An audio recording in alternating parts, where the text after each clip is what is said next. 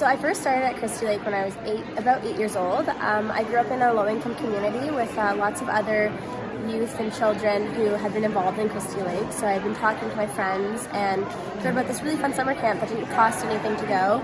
And I was really excited because I hadn't had those kind of opportunities at home. And so I went for the first time and realized it was an incredible, magical place where even though I was a person who didn't have a whole lot of money in my everyday life, that didn't determine my worth at camp, and I was still worthy of love and care and to be able to have that fun without any pressures from home. And that really took me over and I ran with it. Here I am 10 years later, still involved with Christie Lake.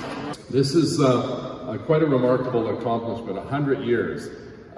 This year I felt like I'm 100 years old, but I didn't have as much fun at camp than you guys did.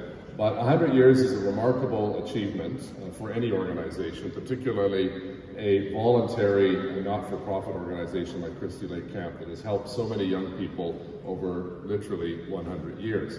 Christie Lake Camp was started in 1922 by a couple of judges actually that realized that children who just needed a break, they didn't need to go to jail, they didn't need to have any reason to have a lifestyle that couldn't be fixed by a little bit of time outdoors and a little bit of time with some good connections, good energy spent on art and crafts and sports, and he decided, two of them actually back in the day decided to start a camp and took a piece of property just outside of Perth. So it's something we're incredibly proud of to have kept up those traditions that started in 1922. There was a lot of times where we wouldn't have enough food or electricity or hot water. And so going to a place where I knew I would be able to have those 3 meals a day and that warm bed at night was so comforting, because it's something that happens at every summer camp, but it's not as special to every other kid, because at other summer camps and other places, those things are taken for granted, but for kids at CLK,